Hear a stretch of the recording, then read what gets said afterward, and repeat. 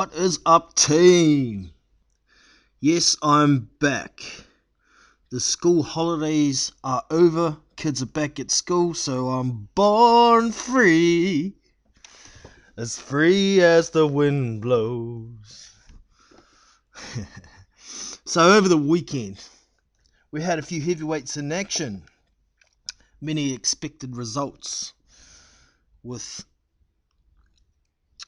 Alexander Zakozy having a win, Vladislav Serenko having a win, Alexander Usyk having his pro debut win, Cassius Chaney having a first round knockout. Dude needs to step up. But all in all, a pretty good weekend for the heavyweights. There was some other action on as well. I watched a few other fights. But I guess the one to talk about is Alexander Usyk versus Chaz Witherspoon. I see there's a lot of channels jumping to conclusions like Alexander Usyk has been exposed. I'm like, oh yeah? How's that? How so? Did he get knocked down? Did he get smashed up? No. He broke down a short notice opponent and made him quit. And it's not unlike how he's always fought. Man, I gave that first round to Chaz Witherspoon. But the rest of it was all Alexander Usyk. Give me a sec here, just check my audio. Gave that first round. Yep, it's all working good. Sweet as. So, where to next for Alexander Usyk, I guess. The fight itself, like I expected. The first round was a bit of a download session for Usyk, right? He's figuring out the opponent, figuring out his movements, downloading what range is best. He's a master of judging range, so he's in and out all the time.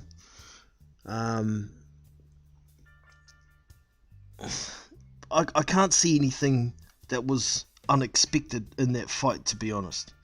I, in fact, picked Alexander Usyk by 7th round stoppage. And at the end of the round, when the bell went, I thought, oh shit, there goes my money. But Witherspoon quit before the 8th. So it was a 7th round TKO, and I got my money paying 9-1.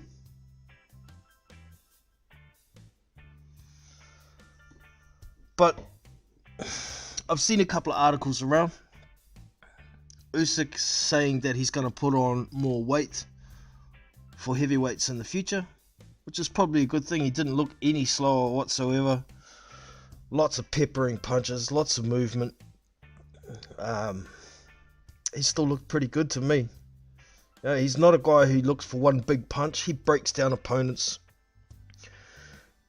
shows them that there's nothing they can do to him, breaks their will, and then peppers them until they don't want any more or they fall over. Simple as that. Now, there is always going to be the question, how is he going to go against the really big guys who hit really hard?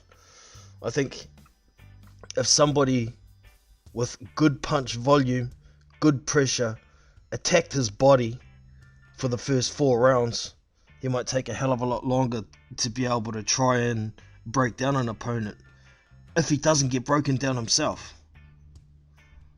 But I'm still of the firm belief he can give any boxer hell, even the tall guys, because as soon as they miss, he's going to be in there on them like flies on shit.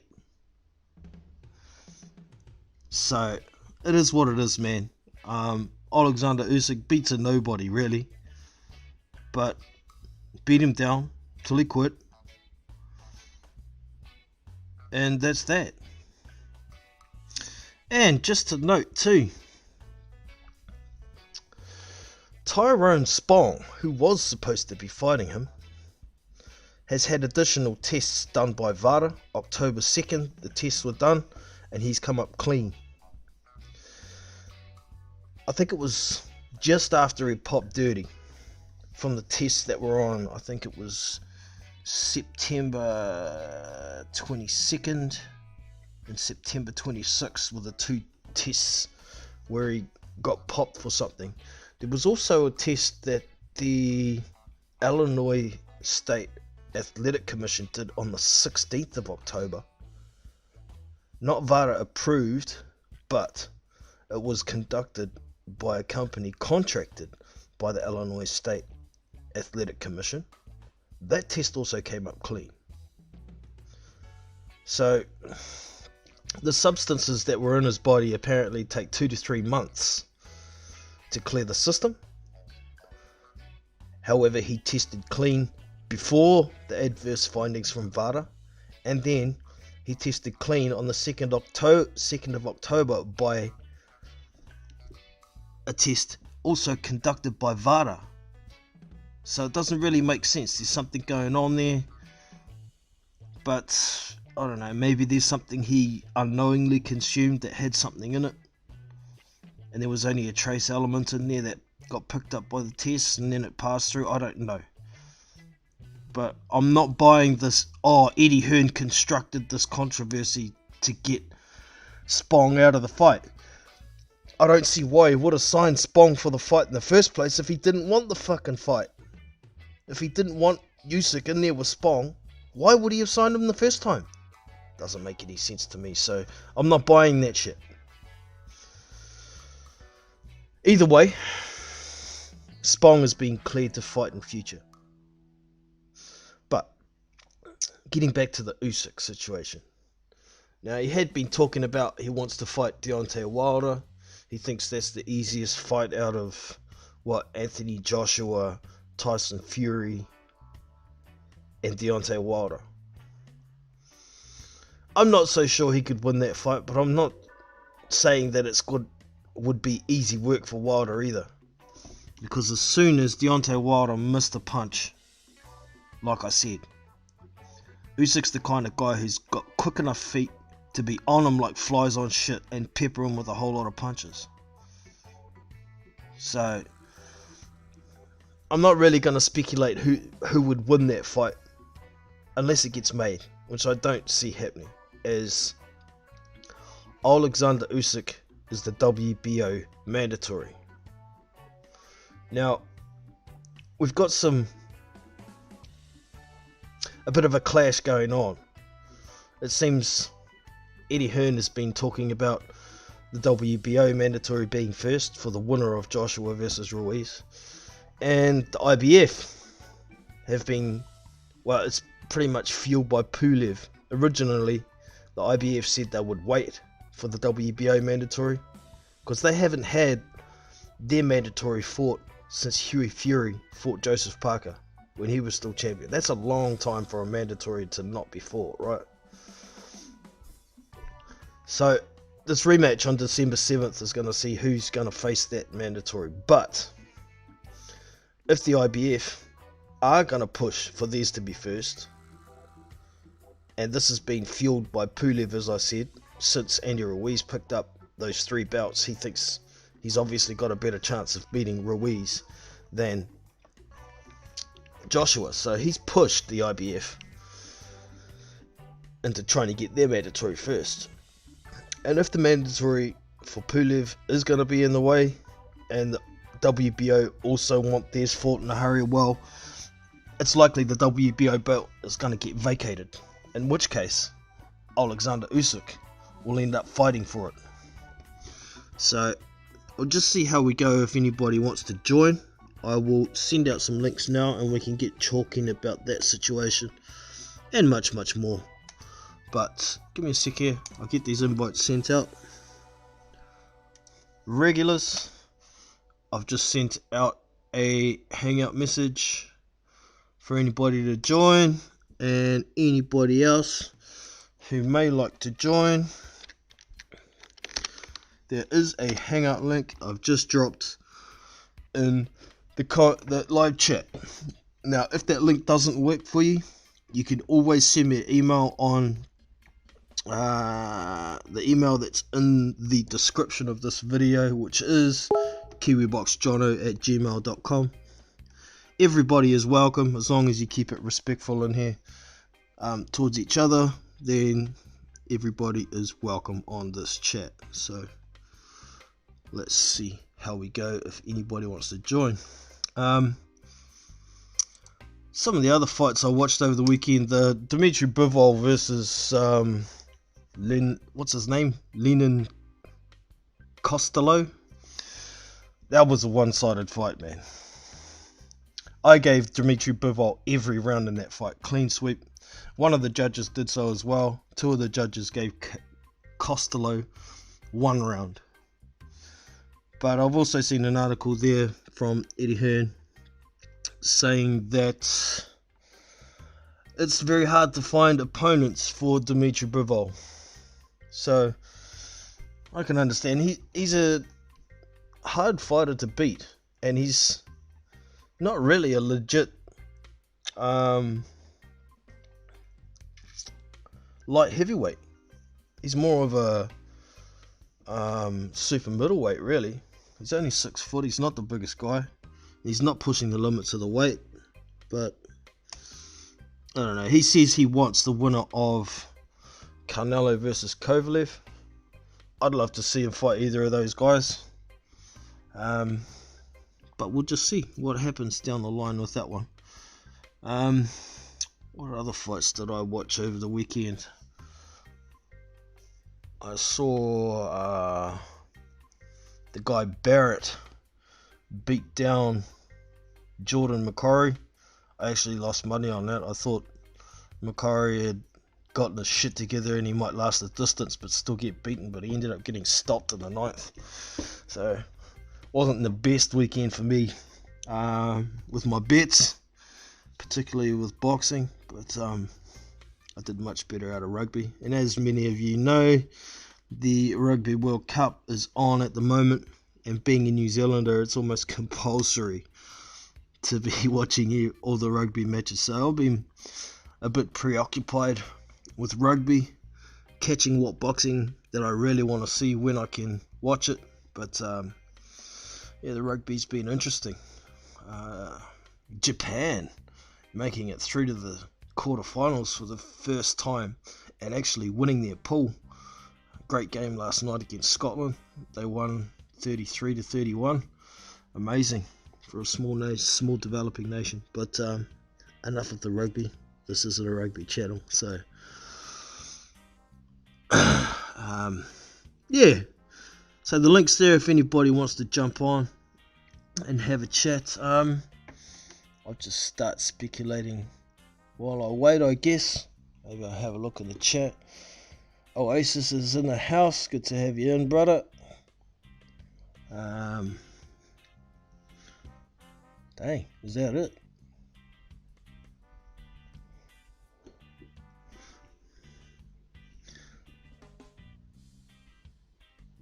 Let's go Ireland. I think Ireland are fucked, to be honest, Oasis. They lost to Japan. Did they still get through, actually? They might have still got through. But prior to them losing to Japan, I had high hopes for Ireland as well.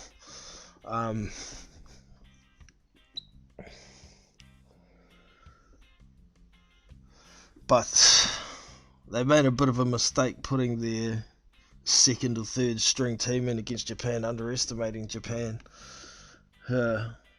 Very strong in their home country this year, so and they've got a good chance of making it through to the semis if they play their cards right, but we'll have to wait and see. Oh, playing New Zealand. Okay, I was about to check on who we were going to be playing. So yeah, it's a big ask for Ireland. New Zealand haven't been in the best form this year. They haven't looked too bad through the pool play. A lot of drop balls when you're inside those covered stadiums with the humidity being so high. But it's not only New Zealand that are having trouble with that. It's been a lot of top teams have been dropping the ball lots in those covered stadiums, So I'm not actually that confident New Zealand will win this time around, but we will see. I've got South Africa as the second team at the moment, even though the Kiwis beat them at the start of the tournament. For me, they're looking probably the strongest. It's their aggressive defence that kills everything. But it is what it is. Alright, I guess I should have a look at the boxing schedule. I have no idea if there's anything on next weekend. I see Tyson Fury is going to be getting in the ring with that monster for WWE. Man, anything for publicity, huh? I watched that rumble that they had the other day. I've never seen so many punches missed by so far in my life. Cracked me up. We have unrivaled boxing talk and news in the house. How are you today, man? Yo, what's up, John? Yeah, it's all good. How'd you enjoy the weekend's boxing, mate? It wasn't bad. Quick want to say this. I hope Patrick Day recovers in peace and love to his family. That's all I can say, really. I've missed that news. What's happened, mate? Patrick Day was fighting against Conwell. He got caught with a right into a left hook. He was unconscious, falling down, and when he went down, he proper banged his head, like proper snap back on the canvas. He never retained consciousness. He was brought to the ambulance. In the ambulance, he was having a seizure. Today, he had an operation in the hospital in Chicago, and he's been in a coma. Holy shit! So he's been asleep since he took the punch. Far out. That's and sad, he's had seizures and brain surgery today. So that sucks. Well, that's the second bit of bad news for me over the weekend. So I'm sorry. That sucks. Do you remember me talking to you about a cafe in Dublin? I remember. Yeah. Yeah, that cafe won't be open for a few days. One of the owners passed away over the weekend. I'm sorry, John. Yeah, which sucks as well, but it's life, isn't it? Yeah. So, yeah. And same with boxing, the guys know what they're in for, but it's always sad news when we hear about something like that. So my thoughts are with Patrick Day as well. Yeah, it was a good fight as well to watch. It was enjoyable, but too many punches, and then what I would call a perfect, like a right, and then someone goes off balance, and then they get caught with a perfect left hook on the temple. As they're kind of moving into it, almost even. Yeah. As he tried to regain balance, all his weight shifting as he's pushing forward, gets caught, and he just goes down. And then he does an Amir Khan head back onto the canvas against Canelo. Oh shit! Oh, that's. And we were all worried about Khan when the way his head hit, so that's the reason why this can happen. So. All right. I guess we will find out more in the coming days, but Yeah. Yeah, hopefully he comes right. Okay. Hold on. Let me share your stream for you on the community page. Oh, beauty. Thank you, mate. Oh, right. Check. So, the big one for the weekend. I guess you've seen a lot of people saying that Alexander Usyk's been exposed and he would never beat anybody inside the top 10. Yeah, I haven't actually had the chance to watch it yet, but I will get there. But I had both Beats and Librarian on giving their take as well, so okay, that'll be interesting. Well, when you have both of them on the same panel, they obviously disagree with the idea that he was exposed. Let's be real. Did you give Witherspoon a round? I gave him the first round, but it was a close round.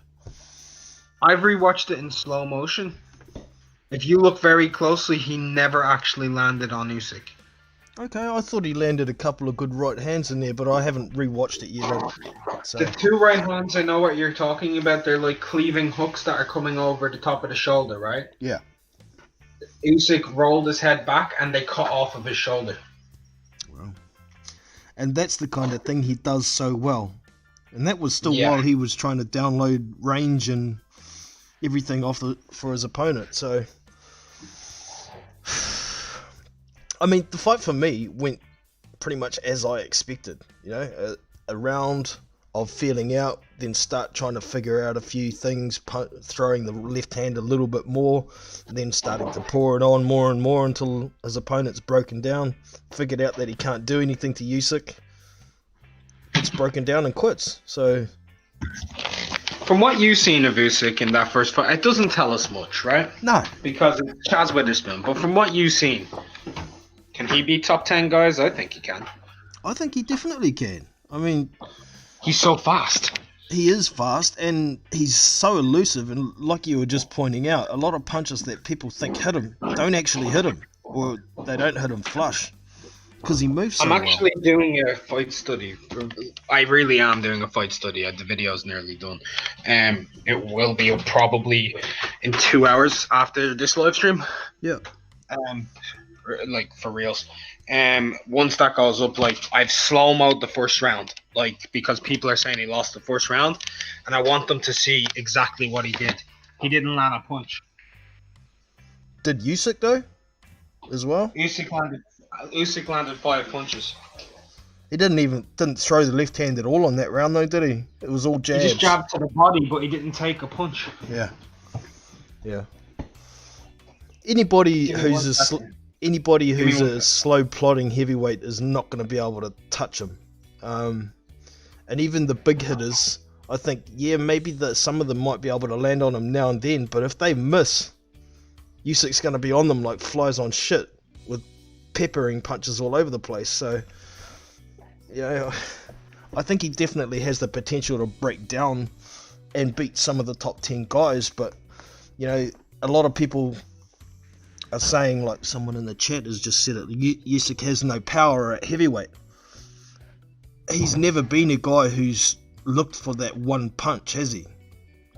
Sorry, I didn't catch that, John, because I was running away for a second. I needed to get some water. What were you saying?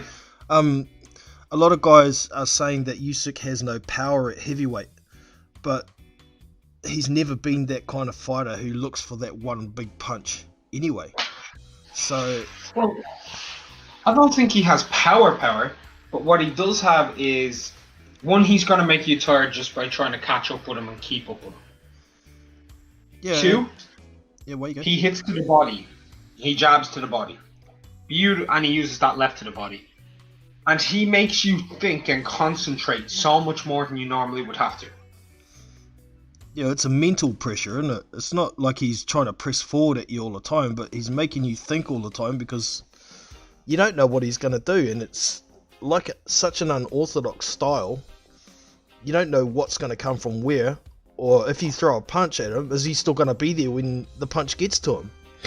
Or if you throw a hook, he can turn to your outside as you're throwing it and then catch you with a jab over your arm. Yeah.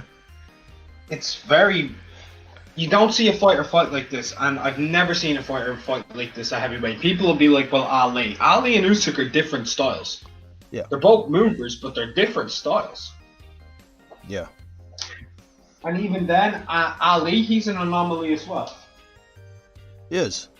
I mean, there's some comparisons being made between Usyk and Holyfield coming up to heavyweight in their first and second fight sort of things as well. Holyfield wasn't a huge puncher when he first came up to heavyweight either.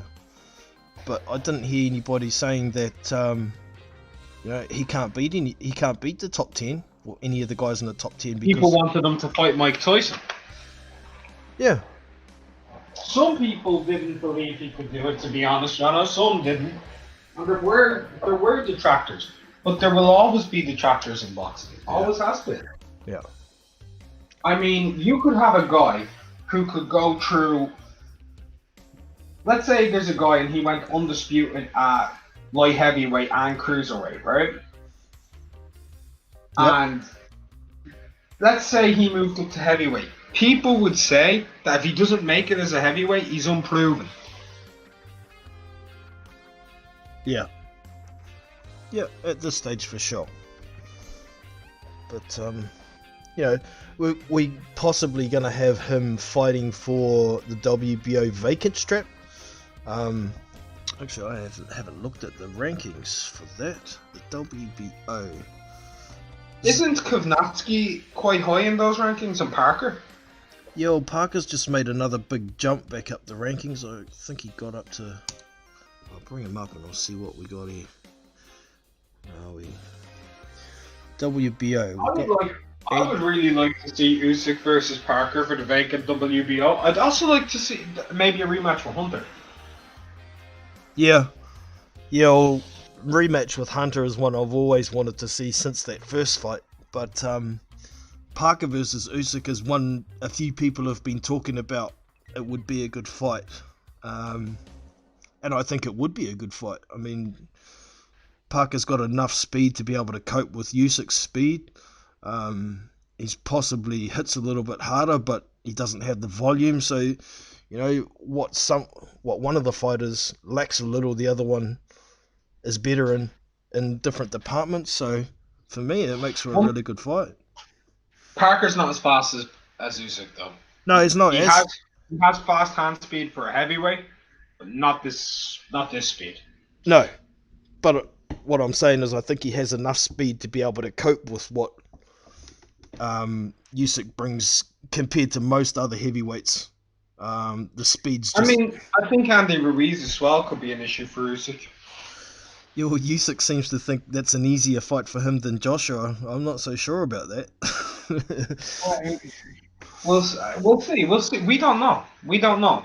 All we know is that Usyk's definitely a contender. Yeah. And if people just rule him out of being a contender based on his performance against Bradis, people don't realize how good Maris Bradis is. Maris Bradis one punched the WBO regular champion into next year.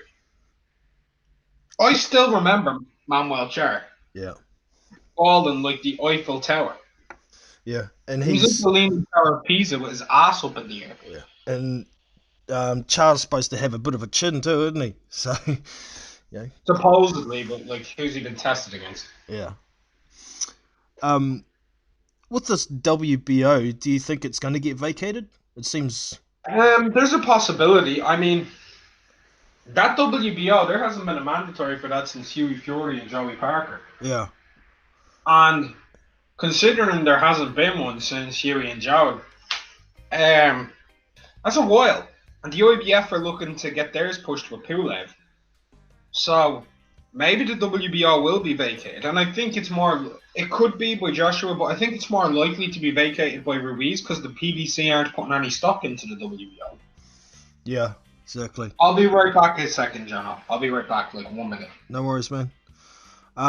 So I'm looking at the WBO rankings here. If the WBO does get vacated, that will put the winner of Joshua Ruiz out for that fight. The next in line would be Tyson Fury, but Tyson Fury's busy in February, depending on when they want it fought for. I don't know, but next in line, Anthony Joshua at number 3. He's in that fight on December 7th, so I think whoever loses that fight might drop down the rankings, possibly down to like number 6 or something like that. But Joseph Parker is number 4 with the WBO. He would be the next available. So Joseph Parker possibly might get another shot at the WBO title against Alexander Usyk, and I think that's a great fight. They're both Matchroom fighters nowadays. So, well, Alexander Usyk's co-promoted by Matchroom. He's actually a K2 fighter originally. So it's not the hardest fight to make. And if it's a world title, I don't see Joseph Parker stepping away from it.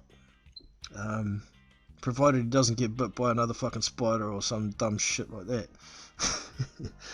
So, interesting situation, but we'll have to wait and see what happens with that.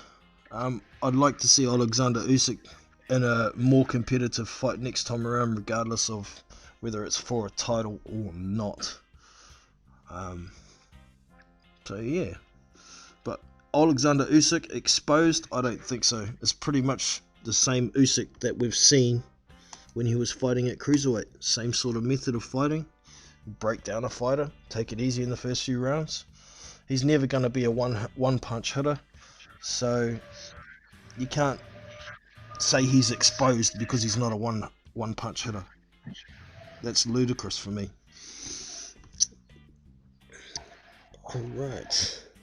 Are you back again, Unrivaled? I'm back now. I literally just walked back in. Sweet as. Did you happen to catch any of the other prospect fights over the weekend, like the Cassius Chaney had a first round knockout? Yeah, he did what he was expected. His opponent's poor. Yeah, he needs a step up fight. Do you think him and Jermaine Franklin would be a decent fight to sort those guys out? It would be, but like, what are either of them gonna do? Yeah, well, I mean, it seems Jermaine Franklin's got a pretty good chin, but Chaney might beat him because he'll box rings around him. Yeah. So I don't know. I'm not actually rating either of those very highly at the moment. Both of those guys have got a lot to learn, in my opinion. Agreed. Sorry? Agreed. Yeah. They have power. I mean, I think Chaney would beat Jermaine Franklin. I don't rate Jermaine Franklin at all. After seeing him in his last few fights, and was it Booker who he fought as well? Yeah, it was Booker, then Jerry Forrest after that. He didn't look great against either of them, did he? And he had another one just the other week. Who was that? I can't remember who it was. But he...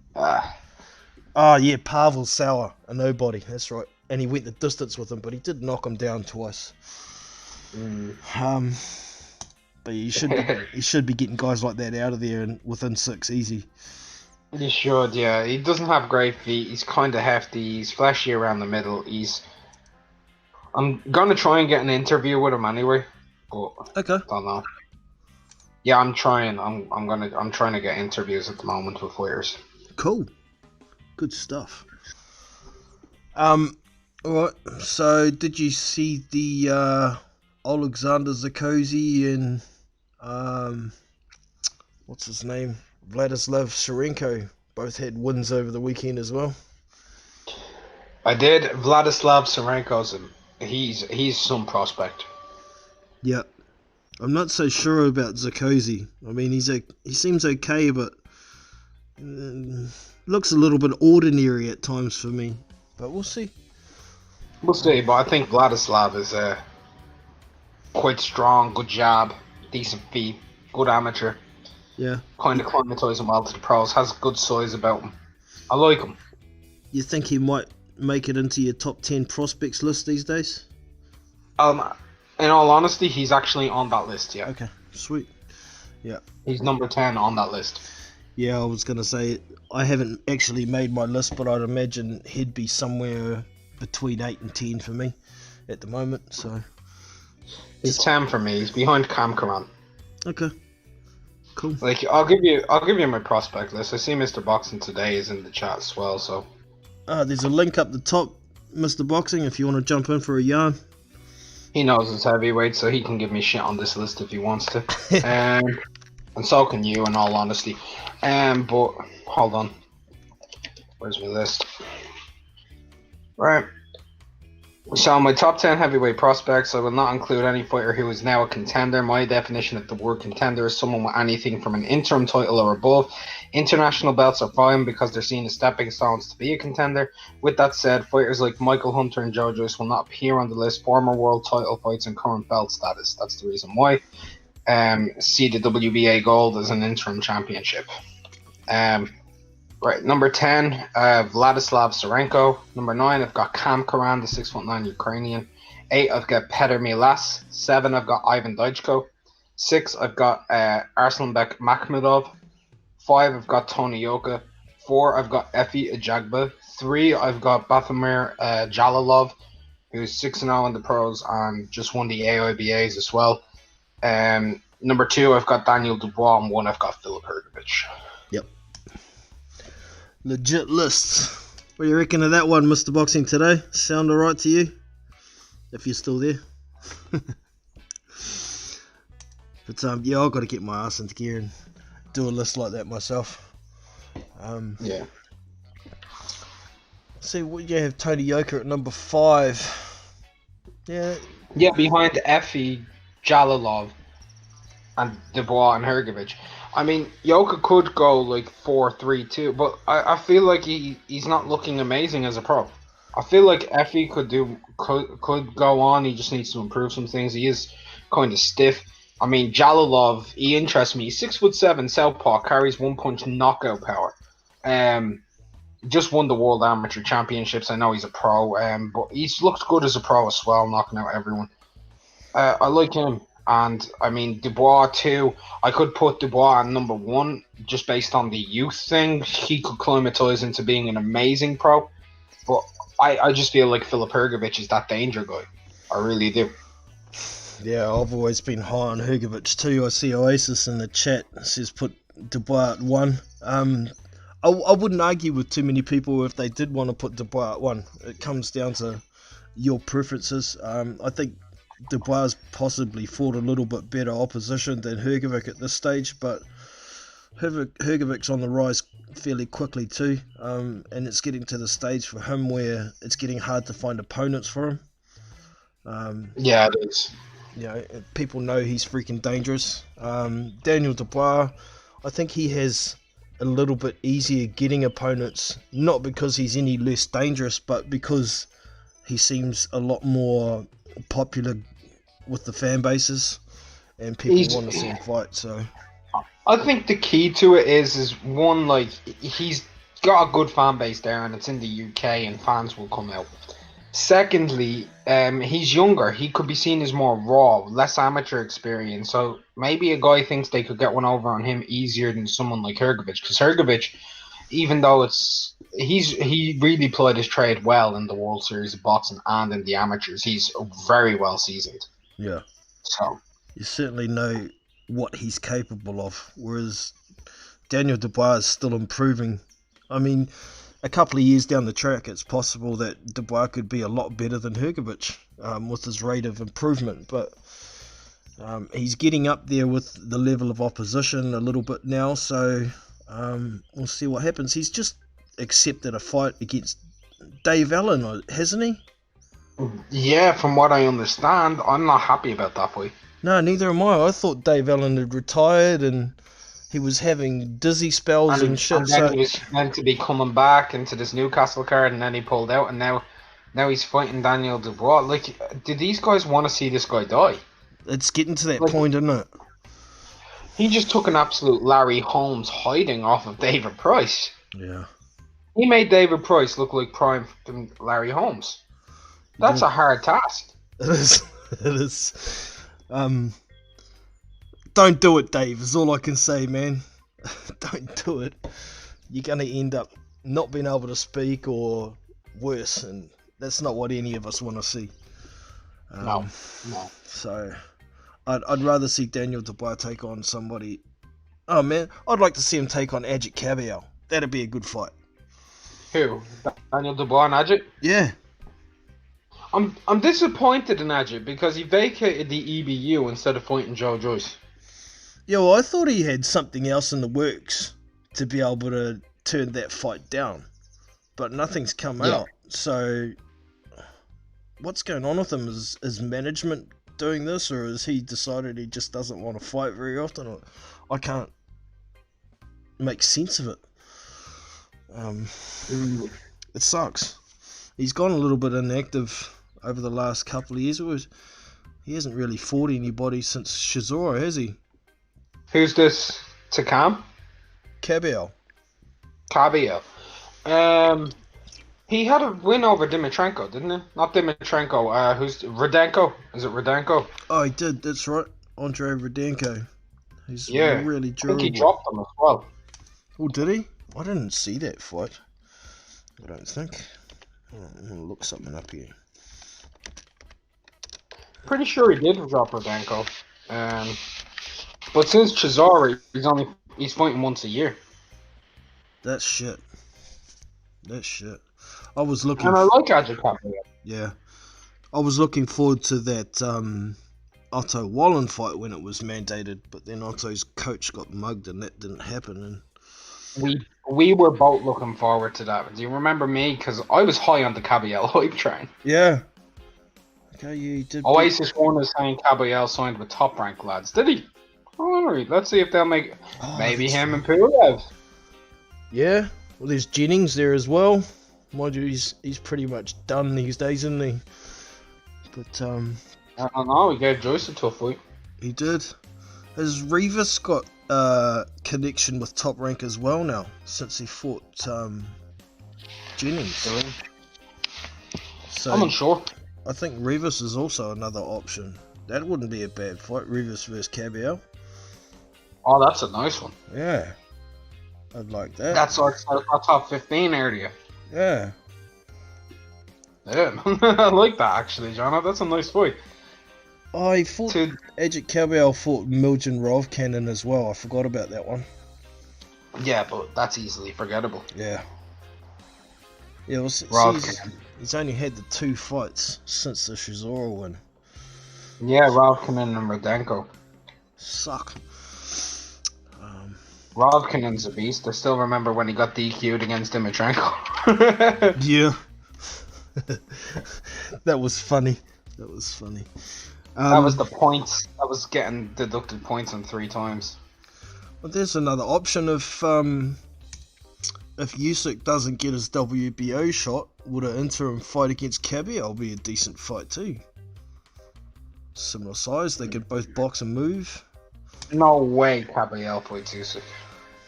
Too risky. He wouldn't fight Joe Joyce. Yeah, true. Yeah. Well, that's something else that's going around as well. People are starting to say people are scared of Usyk. I don't think it's quite people are scared of Usyk, but I think a lot of the top guys realise that even if they beat Usyk, he can still make them look really bad. He could, yeah. So it's not good for business to take a win, even if you look really shit, particularly if you still got an O and trying to build your name. So Yeah. Interesting situation, but we'll have to wait and see where it goes with these governing bodies fighting over who's mandatory is going to be first, and that's going to sort a lot of stuff out. I hope they order them at the same time and both belts get taken away. Wow, wouldn't that mix things up? The only because I'd like to see like something like in the. Let me have a look at these rankings real fast. I'll just go to Fight News. It makes it easier, right? I would love to see Pulev fight Kovnatsky for the IBF. Yes, good fight. And I'd like to see Usyk versus Parker for the WBO. Yeah. Or although Fury's number 2 in the WBO. He is, but okay. He's busy in February at this stage, but that's true. That is true. That's true. So they could order Joey Parker and Usyk.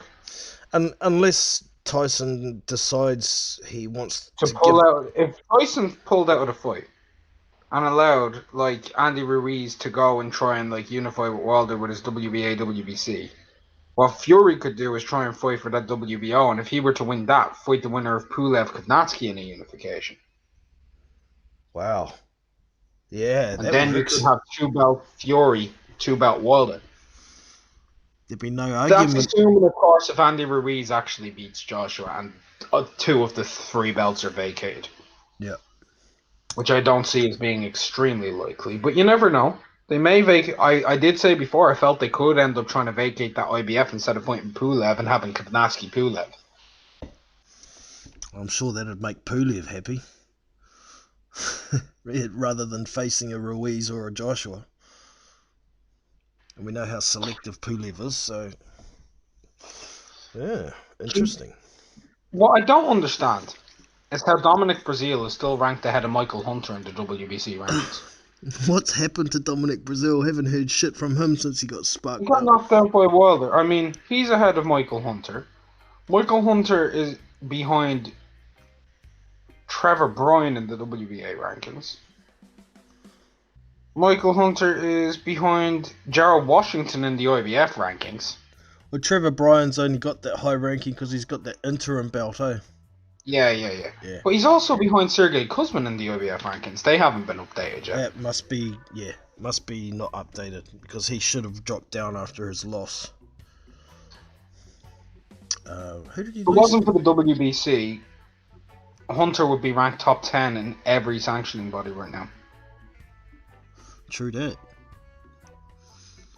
Wonder if he mustn't be paying any WBC sanctioning fees or something to not be in there. He's 14 in the rankings. Okay. Oh, he is too. Here he is. He's behind Hergovich. I've got him behind Dominic Brazil's at number 13 on the one I'm looking at. Yeah, I've got 10 is Hergovich, 11 Caballel, 12 Joyce, 13 Brazil, 14 Hunter, 15 Charles Martin. Is that WBC? Yeah. Yes. Okay. But that's on Fight News rankings. I'm on Boxing Scenes rankings, and they've got Charles Martin called Charles Martinez. Nice. Fuck that up. Nice. Maybe I would love to see. I'd love to see a Spanish. fight between like someone like Evgeny Ramonov and Daniel Dubois. By the way, That's a good shout too, but I guess maybe there's not enough hype. Maybe Romanov hasn't got a big enough profile yet for that fight. That'd be the only thing holding it back. To get the purse out of it that he'd want, he'd have to fight somebody decent. Because he still hasn't fought anybody really, has he, Romanov? no. But he's definitely a promising prospect as well. I mean, we've got almost another generation coming through. These guys have got to start fighting each other soon. Well, we have Dubois, Hergovich, Tony Oka. We have Michael Hunter. Effie Jagba. Effie Jagba. Like, we do have some guys coming through. And over the next couple of years, we could have people like Makhmedov and Deutschko and stuff, you know? Yeah. The next wave. So, hopefully. Ivan Deutschko's gonna struggle to get fucking fights, let me tell you. Yeah, well, isn't he the guy who stopped Wilder? In the Deutschko? amateurs? No, that's Evgeny Ramonov. Oh, it was Romanov, yeah. Okay. Okay. Deutschko's the 6'9" dude. Oh, that's right. Yeah. Well, one of the 6'9" dudes. He's the Yeah. Kazakhstani 6'9"er. Yeah, there's a few of them around, isn't there? He's a good mover as well. Yeah, I watched a fight of his the other day, just a replay, and I was like, oh shit, this guy can move for a big dude. So, Yeah. it's good. Yeah, there's a lot of talent definitely coming through in the heavyweight division. I mean, since the dethroning of the Klitschko's, it's been a revelation for the heavyweight division. It's just come alive. I mean, It has. It is more alive, but at the same time, we've had some of the big fights be made, like, or fringe big, massive fights. Like, we've had Parker and Joshua. Sorry, Parker and Joshua wasn't the one I was going to say. I was going to be Parker and Dillian White. Yeah. Because that's like an old school thing where you have a number 5 and a number 6 fight each other, you know what I mean? Yeah. You don't see that every day. And then we had Povetkin and Joshua, and we had Wilder Fury, and we had Joshua Parker, Joshua Klitschko. Even Martin Kelnacki. Even White Chisora, both fights. Chisora to Cam. Yeah. These fights have all been good fights. Yeah, man. All interesting. And I just want to see someone like Joe Joyce step into it and fight like a Jarrell Miller if Jarrell Miller's like fully okay. And I don't want to forgive a guy for drug cheating, but I want to see that fight. It's got brain damage written all over it. Yeah, for sure. It's a beautiful fight. Yeah. Oh shit, I was gonna say something. I can't remember what it was. Oh, apologies, man. No, it's alright. I've just got bad memory at the moment. Fuck, what was it? It's quite important. Oh, you've seen the news about Tyrone Spong and the additional tests and what dates he tested positive for and testing clean before the tests, a few days before the tests as well. So Have you got an opinion on his situation? He was cleared by his B sample, right? No, they took another test on the 2nd of October. So Okay. the adverse tests were on the. I may have the dates slightly mixed up, but I think it was the 22nd of September and the 26th of September were the two tests that found the adverse findings. VADA did another test on the 2nd of October, and that was clean. And the Illinois State Athletic Commission had contracted a different company to do a test on the 16th of September, which was before the adverse test findings, and that test came up clean as well. And apparently The this, Illinois State Athletic Commission, the ISAC. yeah, I like that. I like that. yeah. So they Okay. did a test prior to the adverse findings and found nothing. And apparently the substances that were caught take 2 to 3 months to come out of a system. So either the tests have been tampered with, or maybe he had some micro amounts in his system or something that got picked up, but it doesn't make sense for me. Are you buying a I have no conspiracy idea. theory? I have no idea. I'd really need to read it myself, you know, and like look into the drugs. Fair enough. Yeah. I'd really need to, because I'll be honest with you, I just can't be arsed for how many people are getting popped at the moment. Like, it doesn't matter anymore. Look, Yeah. if you're found guilty, don't expect a fight. I mean, I kind of find it interesting that he was pulled out of his fight after his adverse finding, but Dillian White wasn't with Rivas. Pretty interesting. Definitely differences there with the American system and the UK system, eh? So I think UK have got a bit of tweaking to get their A bit, protocols up to a date. bit of tweaking, a bit. That they don't want to tweak that, man. That shit's corrupt as fuck. I'm not even gonna joke. I love Dillian White, but man, that's a dangerous thing. Yeah. If it's adverse, it's adverse. Unless the B sample clears you, you shouldn't be allowed to fight. Simple as that, eh? Until it's sorted out, you shouldn't be allowed to fight. Until you prove, until you 100% know. Don't just say, like, I don't know what's going on, but Jesus Christ, it's ridiculous. I mean, There must be something coming because he's supposed to be fighting again in December by the sounds of it. So possibly on the Joshua undercard in Saudi. yeah. But So Dillian White said he wants to do his own card, so. okay. Doesn't want to go and deal with the drones. Well, I mean, he's got a follow on Dillian White. He He does. doesn't need to be on somebody's undercard. Although what I'd like to see is the winner of the Chisora Price fight, yeah? Fight Usyk on the December 7th card against Andy Ruiz. The Joshua Ruiz card, have Usyk and maybe Chisora fight each other. Yeah, well, that's one style that we haven't really seen Usyk face. You know. I know. Yeah. The pressure. Or if Chisora beats him, if Chisora loses to Price, have him in there with a 6'9" heavyweight. Some good practice, isn't it? And if Price is going to box like he did against Allen, then he's going to have some of the problems that he's going to face against those big elite guys. They're going to try and keep him on the outside all night. So either style is a good tune-up for Usyk.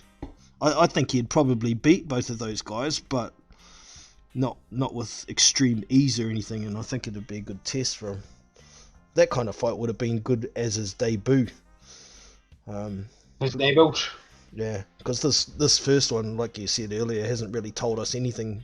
Witherspoon's too low a level and too out of shape to test Usyk too much. So yeah, be interesting to see where he goes for sure. I see Usyk's talking about in articles he's going to put on more weight for future heavyweight fights. Interesting. How much do you think he would be able to put on before it starts affecting his speed? Half a stone. Yep. 7 pounds, 222. I think that'd be his max. I think he might have been 222 on fight night. He looked a little bit bigger making his wing rock than he did on the scales. Yeah, it was interesting with the weigh-ins and whatnot too. Even the open workouts, he was covered up the whole time, like he was trying to hide his new body. And then when he brought it out on fight night, it didn't look much different. But yeah, do you think he would have hydrated more about to 222? I wish they'd I'm take. interested to know his reason why. Is it because he wants to have more power behind the shots, or does he want more resistance? I'm guessing the latter, a bit more resistance to the bodywork, and I think that's something people should be trying to target with Usyk to slow his movement down. Some big heavyweight shots to the liver would definitely slow him down some. If he's got a bit more padding there to absorb that sort of thing, maybe he could do better or last longer, possibly not get broken Maybe. down. So, yeah, I don't think he wants to go anywhere past 230 at maximum. That's Oh God, no, that'd be too much for his frame. yeah, he's starting to get fat. I Or even if it was don't muscle. think he'd look fat because I think he's the type of guy who's just very professional. Yeah. I mean, don't forget David Hay debuted at 215 pounds, didn't he? Oh, that's a question. 15 stone 5. Can't remember the weights, but you're probably onto it with that. Got a good memory for those things. I'll have a look. I'll find out. I'll just David Hay box rec. Yeah, I'm doing it now. Who was his first heavyweight fight? Do you remember? Well, it would have been probably Monty Barrett. Andrew Harrison, John Ruiz, where are we? Nikolai Valuev, way before that. Monty Barrett. Yeah. Have you got a weight there? No. 215 against Monty Barrett. There you go. And he weighed 217 versus Valuev. Then he went up to 222 against John Ruiz, 210 against Audley, 210 against Vlad, and 210 against Eric Chisora. Far out. So he never really went. 222 was his biggest weight. And what was the weight I said should be about the max for Usyk? 222. It's a pretty good yardstick because they're just about exactly the same dimensions, aren't they? So Different muscular dimensions, but Usyk seems to be more like David Hay more bulky on top, but Usyk's legs look bigger. You know what I mean? yeah, He doesn't have small legs. no, not at all. Oh, 237 against Andre Gerard. Oh no, 224. There we go. No, that was when he was on his comeback and he'd aged a bit. You know, like 4 years out, and he comes back and he's 227, 224, 224, 220. Yeah. Okay. Interesting.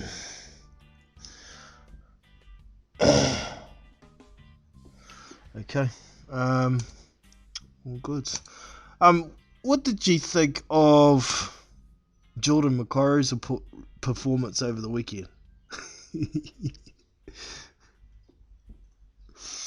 Against that guy Barrett. I can't remember his first name.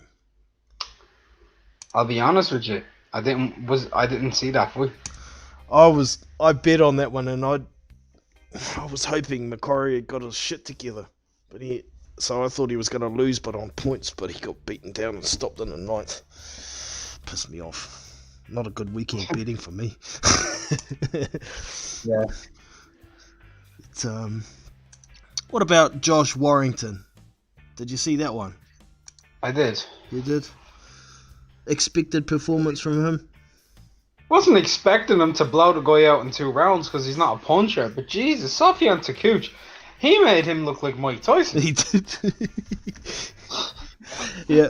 My favorite moment was when he caught him and he went down and he got up and he put his 2 arms up like a chicken and he ran over to his corner like he was Lee Evans on crack. That cracked me up fierce, man. Oh my God. Warrington beat that guy up, man. Big time. That's another one I lost money on. I thought that was going to go the distance as well. Bastards. Oh no, I would have bet on a stoppage, but I just wouldn't have known when. Yeah. Oh, well, yeah. I was umming and ahhing about picking a group 3 rounds, 9 to 12 stoppage or the distance, but doesn't matter. I would have been wrong either way. You had to put a group of 3 rounds, 1-3, and if you had to just done that for the crack, I think that was given out 8-1. It probably, yeah. Well, I think it Warrington, actually was first 3 rounds were 8-1. That was crazy. I was thinking that's not going to happen, man. I know this guy is a bum, but come on, I'll give the French guy some credit. yeah, yeah, It's when you underrate somebody's power, right? That yeah, you get fucked on the knockouts. yeah, yeah. Well, I'd looked through Warrington's record and made my analysis. He's only got a 23% knockout ratio. If you look at the people he's fought against, go and look at their knockout percentage of people who've knocked them out. Pretty low. Yeah, Pretty low. He's fighting durable guys all his career. yeah. He actually hooked Frampton 4 times. He did. He did. So he can hit, but he's not a knockout puncher, but he can hit. he can indeed. I learnt that the hard way.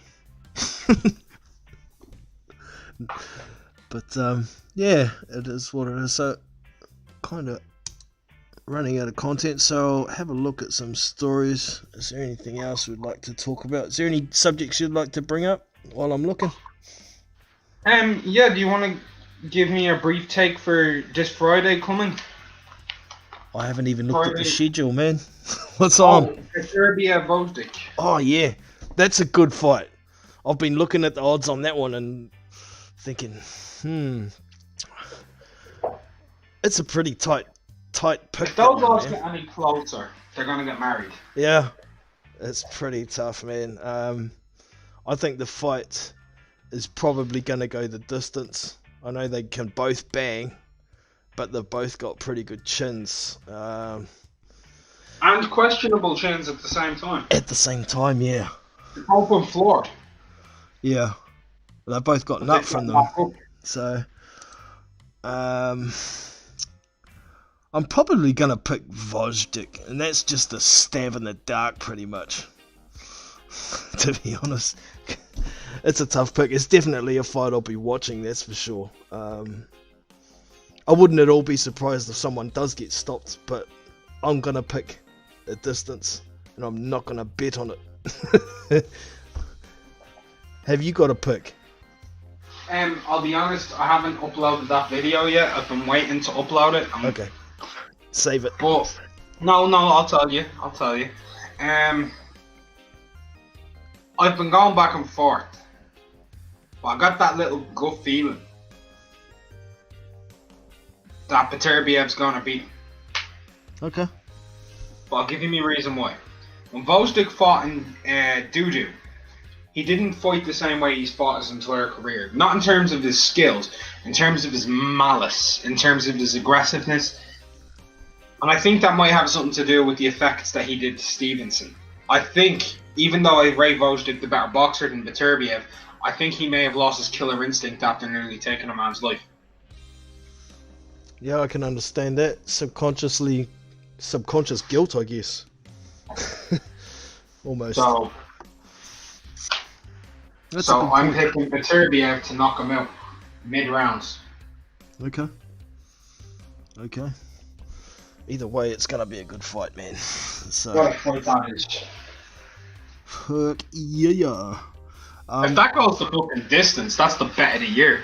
What's it paying to go the distance? 60-1? I'll have a look. No way anybody really thinks that fight's going the distance. Oh, they're such similar level. It's either gonna go the distance because they're being so cautious of each other, or someone's gonna get knocked out. How they both might knock each other out simultaneously. That'd kill it. I wouldn't go that far. But just about to the odds. Give me a sec here. Boxing. Beterbiev evens. Usyk is the slight favourite at 5-6. All markets. Oh, that's all you're doing for me, Paddy Power? Go fuck yourself. I've got Usyk paying $1.91 and Beterbiev paying $2. And what are our options? Oh, we got no options either. bastards. Maybe it'll come I'm up. liking the card on as well. Like, I'm liking the Ted Cheeseman, Scott Fitzgerald, Robbie Davis Jr., Lewis Ritson. Are they on the same, all on this Batavia card? No, they're on a They're on the different next card. night. Okay. They're on the Saturday. Batavia Usyk is on the Friday for me. 3 o'clock in the morning, actually, for me. Oh, really? It's in the States, is it? Yeah, ESPN. Okay. It's been very poorly promoted, which is sad, because it's the first unification to take place since November 2014 at light heavyweight. And that was Kovalev Bernard Hopkins. Yeah. Alexander Wojcik. It's also for the lineal light heavyweight. Wojcik is lineal. People forget that. Oh, yeah, because he got it off Stevenson, didn't he? So. And that's actually a legit lineal line. It is? Indeed. Brad Stevenson Dawson, had hold of that Jean for a long Pascal, time. Bernard Hopkins. So we got Luis Collazo on there. Oh god, that's a bum fight. Yeah, okay. I can't pronounce that last name. I'm not going to bother. His opponent. Who else have we got on here of note? No one. No one. It looks pretty bare. Hold on. I'll tell you who Luis Collazo was fighting. Hold on. Because I know I can pronounce his name. Okay. I just can't remember who it is. Quadriatello, something like that is his first name. Abdik. Oh my god. Yeah, Kudratillo Abdul Kakarov. Abdukakov. Right. That fella. Yeah, that lad. That one lad. 16-0. Yeah. Okay. When it comes to the Uzbekistanis, I've got them. Quadratilo Zabibulo Ugly Abdul Kakarov. That's his birth name is Quadratilo Zabibulo Ugly Abdul Kakarov, alias the Punisher. We'll call him the Punisher. Okay, man, that's better. That's better. I can pronounce that one. The Punisher, or TB, even better. He's a good fighter, actually. Okay. Do you think he'll beat him? I think he'll beat Luis Collazo, yeah. Yeah, okay. I think he'll actually beat dog shit out of him. Yeah, he'll probably stop him mid-round somewhere there, but looking at it. I remember really enjoying him against Mikhailenko. So, he's a good fighter, man. Sweet. Nice prospect. So yeah, they're banking on the main event for that card. The rest of it's... They haven't even promoted that card. It's disgraceful. Oh, it's got Sonny Conto on there. Oh, come on, John. Who's getting excited about Sonny Conto? Oh, it's got Sonny Conto on there. Nice. It was sarcasm, brother. All good. Oh, God. I'll leave that one alone then. No, Anything go else? ahead. Talk about Sonny Conto. No, I wasn't going to talk about... I was just going to leave the whole card alone. I'm just bringing up the schedule and see if there's anything else exciting on next weekend. Oh, what do you He's think? fighting Stephen Lyons. Oh, my God. That's why I didn't mention the opponent. Oh, my God. Oh, man. Do you remember how badly Darmani Rock messed up Lyons? Yeah. Oh, my God. He just killed him, man. Yeah. he fucked him up, man. Even Sonny Conto will probably was do the like, same no, thing. don't punch me, bam. That's how you hit. I guess. Darmani can hit, though. I'll give him credit. He's not a small puncher. He's not big, but he's not small. No, I think he's a brighter prospect than Jermaine Franklin. Or even Cassius Chaney, so... I'd like to see them two fight, because Cheney could outbox him, but he could get chinned as well. Yeah. Well, the way he backs up with his chin in the air, he's more likely to get chinned, but it's a pretty long reach for Damani Rock, isn't it, to get to him? Yeah. So, be interesting. What do you think of Tyson Fury having this WWE match? It is what it is, isn't it? For me, it's just publicity, really, isn't it? We all know it's fake stuff, but the bad thing is there's a possibility if he has a bit of a mistake in there, he could open that cut up and that's February fucked. Fuck it, man. I want to see him fight Braun Strowman in a steel cage match with like 4 topless women dancing around the ring, going, "We love you, Tyson." Well, speaking of crowds chanting names, did you notice how many people were going, Usyk, Usyk, at that fight? Did you notice how many of them understood what he was saying in the post fight? They were Ukrainians, man. I didn't see the post-fight. Yeah, that was a lot of Ukrainians. Every time he spoke in Ukrainian or Russian, whichever it is he's speaking, because I don't know, they were all cheering. They all understood him. Nearly everybody there. There was a lot of Ukrainians there. A lot. Well, I guess in a country But there was a lot of them there with the Derevianchenko against Golovkin. I know there was more Golovkin fans, but the Ukrainians are there. They're in the States. There is a lot of them. A multicultural country that's got 325 million having some of their heroes come and fight in the country. I mean, a lot of them would flock to it, and there'd definitely be a decent percentage of them. I mean, if there's 1% Ukrainians in America, that's still 325,000 people in it, so there's plenty of them there. I'm just looking through the schedule for next week for the heavyweights, and I'm not seeing squat at this stage. Yeah. I'll be back in a minute, John. Hey, man. But yes, what can I see? Any heavyweights we know anywhere on the schedule? Let me see here. Oh, Patrick Mailata, our Kiwi boy, is having a fight on the 19th of October. Yay. That'll be his 3rd professional fight, and he's going to be taking on Jorge Sevilla Acosta. Don't know who that dude is. Gonna have to look him up. He's also 2-0. Right, let's have a look here. No picture. He is Mexican. He's heavyweight and he's got no stats on there. But Patrick Mailata is starting up his pro career. He was the bronze medalist at the last Commonwealth Games, so he actually did a little bit of sparring with Anthony Joshua prior to the Parker fight? I think it was. So he has a little bit of experience. He's got plenty of experience as an amateur. So let's go Patrick. Cool. Didn't know that one was there. And he's going to be fighting... Where's that fight going to be? Let me have a look here. It's in Canada. Ontario. Maybe I'll look up who else is on that card. Patrick Mailata. Where's the event? The main event on that is Cody Cowley versus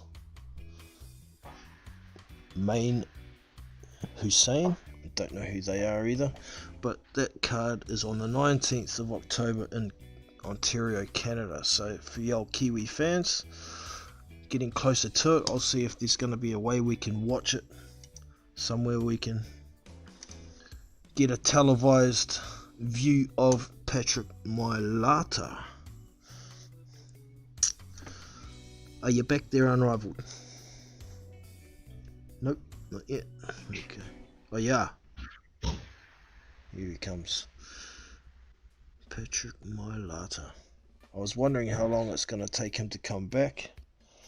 What's happening with Patrick Mailata? He's got a fight on the 19th of October in Canada. That too. A nobody, a Mexican. Let me find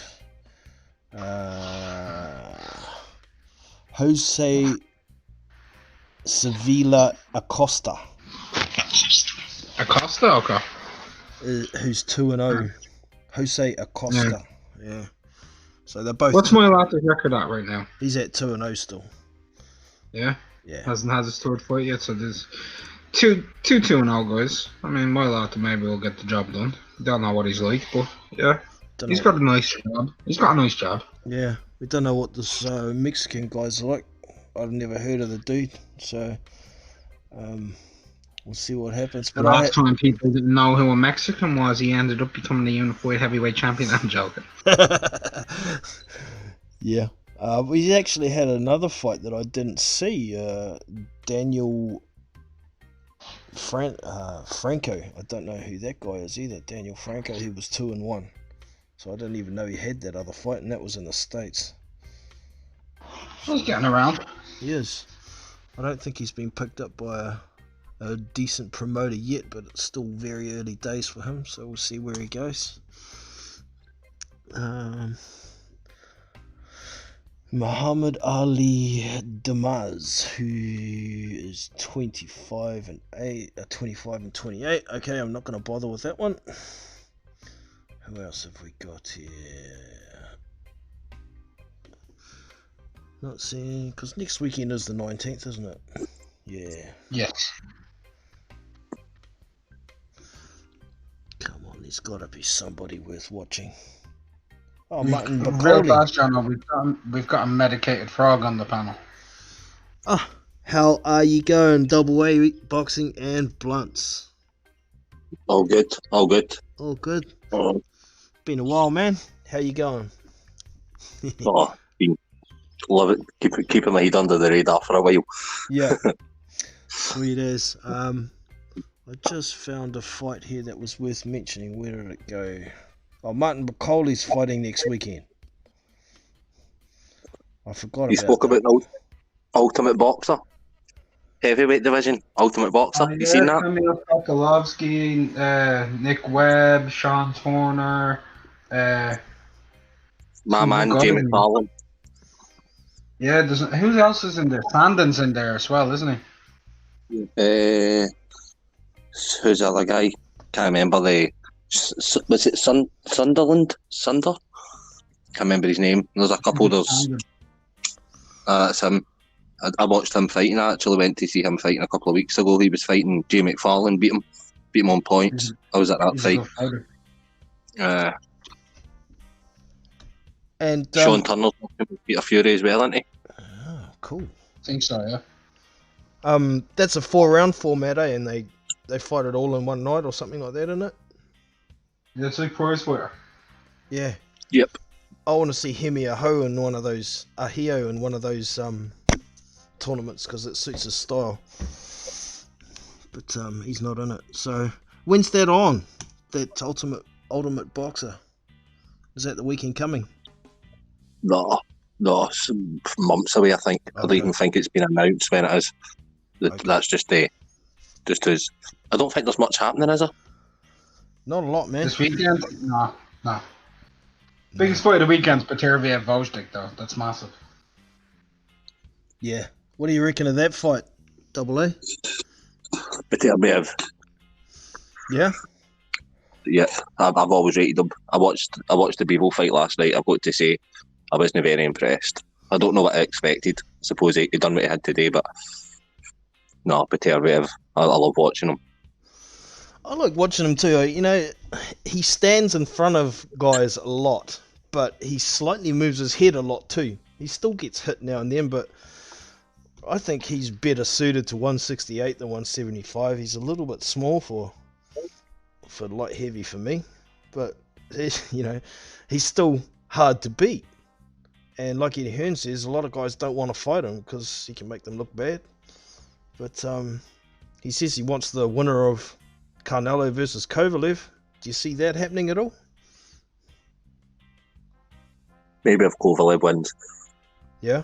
I think if Canelo wins, I don't think Canelo will defend that belt.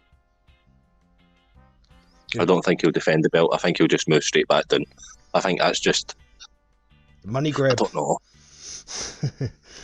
I'd say it's a money grab, but he's paying Kovalev a lot of money, and Kovalev doesn't bring a lot of value to it. It's not as if Kovalev's going to you're going to make a lot of money selling that to Russian TV or that. So, like, they're paying Kovalev for that belt, and they for a chance of having that belt. Mm. And he's not the cheapest. He's probably the easiest. Yeah. If he beats Kovalev, though, it's a big statement for Canelo, isn't it? It's a massive statement. Huge. You know, I've been of the opinion that I thought it was a step too far. But when you think about it, if Canelo goes to Kovalev's body and everybody knows he's soft to the body, he doesn't like getting hit there, he could stop Kovalev. And I'm like, okay, maybe I was wrong. What was that? He really could stop Kovalev. Yeah, well, I don't think he'll stop him with a headshot, but how soft he is to the body, he's definitely beatable. Canelo's got a decent body shot too, so it's a bit of a risk for Kovalev. I guess Kovalev's thinking, oh, fight Canelo, I get shitloads of money, so why not, I guess. What did you make of the Usyk fight? The Usyk fight was pretty much what I expected. You know, I actually picked the 7th round exactly. And when the bell rang, I thought, there goes my bet. But once he quit on a stool, it goes back to 7th round. So I don't think he was exposed. To me, it looked like Usyk was having a bit of fun in there. But what do you reckon? I think considering he's been at the ring and he's been injured, he did what he had today, didn't he? He didn't look his best, but then again, a lot of people are on this Usyk hype train. Forget Usyk has won a lot of close decisions as well. He's no dominated a lot of 12 rounds. He's had a lot of close fights. Like the Hunter fight was a real good fight. Yeah, and the Breeders fight, those are 2 hardest fights for sure. So it's not like he's no unbeatable. People are talking like somebody was saying, oh, he got caught in the chin. Usyk's been caught in the chin loads of times. Yeah. But it's not as if he's never been caught in the chin, then he's went up to heavyweight and somebody's caught him. Getting punched he's no, I hate to say it, but he's no Tyson Fury. He's not that type of fighter. Even though he is a back foot fighter, he's no evasive. He will come forward. So he will get caught. I don't know. I can't wait to see him up against somebody who can actually punch. Yeah, well, Unrivaled and I had a bit of a discussion before. I think there's 2 styles that could be like kryptonite. I mean, there's obviously the big guys who can hit you from across the ring like Wilder with one punch, and that could stop Usyk in his tracks. But other type of fighter is somebody like a Jarrell Miller or a Derek Chisora with a continuous big guy pressuring like that. Maybe a little bit different. Somebody who goes to the body as well could break him down and slow him down, but we're not going to know until he gets in the ring with someone like this. At this stage, I can't validate anybody saying Usyk's been exposed, because Usyk went in there and did what he always does anyway. Do you think Usyk will fight for a vacant belt though? This is my other thing as well. Do you think Usyk will have to fight? Do you think Fury and Usyk will get made to fight for that WBO belt? That's getting difficult for the winner.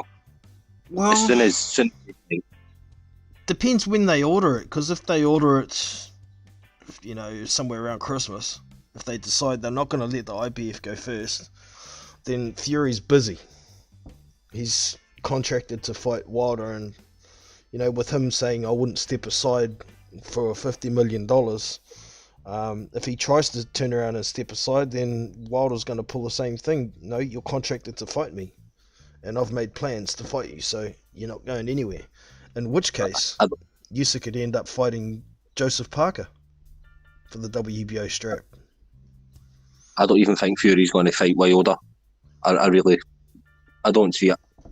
I think Tyson Fury's, see, once he goes to that WWE, he gets in front of the spotlights and realises how much money he can make for acting. He's never coming back to boxing, is he? Quite I can't, possible. honestly. Unless he wants to come back and fill out the last two contracted fights on his ESPN contract, but I don't know, man. I guess we'll find out. But like you say, And he said himself in the article I saw today, he's been a lifelong WWE fan.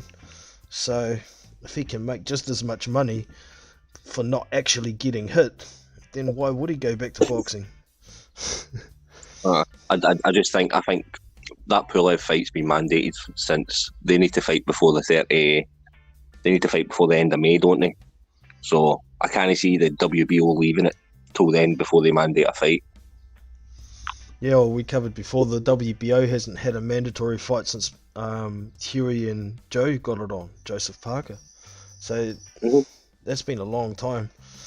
But The IBF, look at, like, see when earlier on I was talking to, BG London, bad guy, and I was telling him that Pulev was actually being mandatory. Joseph Parker was the IBF number 1 for like 7 months, and Pulev was behind him. Then Parker got the fight for the WBO, and Pulev got elevated to like number 1 in the IBF. So Pulev's actually been like in the top 2 of the IBF since 2016, I think it was. Like, it was him and Parker. Did he lost the mandatory position when he got injured and mandated? He got injured and Takam got the fight. But then when he came back, Pulev went straight to the top again. And then he had to fight, obviously, they offered the fight to Muller, White, and then Hughie Fury. He had to fight another mandatory. Yeah, even though he was mandatory. So, but the IBF, would be the shot. You don't know. Like, Pulev could get beat against Joshua. Pulev could get beat against Joshua. Joshua could get stripped to the title, and then they could make Pulev the mandatory again. But the IBF are really dodgy just now. Like, the whole Canelo thing's crazy what they've done with Canelo. Oh, yeah. Yeah. The governing bodies love Canelo, and they just about do anything for him. So, it sucks, but we got to deal with it. No, they stripped him for no defender against somebody who'd already been beat. Derevyanchenko got beat off of Jacobs for a vacant title, and then they ordered the loser of the person who lost for a vacant title to fight, to be the next mandatory, to fight against somebody who just won a title, only giving him a voluntary. He had to win the belt, and then as soon as he won the belt, he had to take a mandatory defence against somebody who'd lost for a voluntary defence for a vacant title, backwards. But I suppose it doesn't make sense. Usually the IBF are pretty logical too. So, weird as. I don't know, maybe they were trying to rush a fight with Canelo because they wanted those big sanctioning fees from him. Try to get as many fights, but there's no really much happening in the heavyweight division, which is a shame considering everybody's got these big stables. Yo, I see. Who was it? Martin Bacoli's fighting this weekend. Who's he fighting? Bacoli's been added to the Newcastle. Oh, is that this weekend actually? The Newcastle show. That's not this weekend. I don't think it is. Martin Bacoli's been added to that. You know Dave Allen's retired again. Dave Allen's no fighting on that card. I've just seen news that says Daniel Dubois has accepted a fight with Dave Allen. Well, because Dave Allen was at the Warrington fight last night, and a couple of people were asking him, but he says, "Oh, I'd love to fight Dubois for the British title." Oh. Okay. Well, interesting. Where's this one that says Martin McCauley's fighting? Yeah, he's added to the Newcastle show against TBA. Okay, yeah, it says United Kingdom, 19th of October. And he's got an opponent, Gabriel, how do you say that one? Ingumana? Don't know who that dude is. He's 10-3. Ah, yes. Have a look at some of his stats here. What's he got? He's 6'5.5". No registered reach. He's from... Where's he from? Spain. He's from. Don't know the dude. Last minute opponent. That'll be a blowover job, I think. Would he make it? Would he make it the Chisora as well? You seen the Chisora and Frank Warren back and forth. No, what's going on there? Right, Frank Warren put out a statement on Boxing Social saying that he'd offered Chisora when Parker had pulled out. They contacted Chisora's team and offered Chisora to fight Dubois in December. And he says, we offered Chisora more money to come on to BT and fight Dubois than he was getting to fight Parker. And Chisora never took the fight.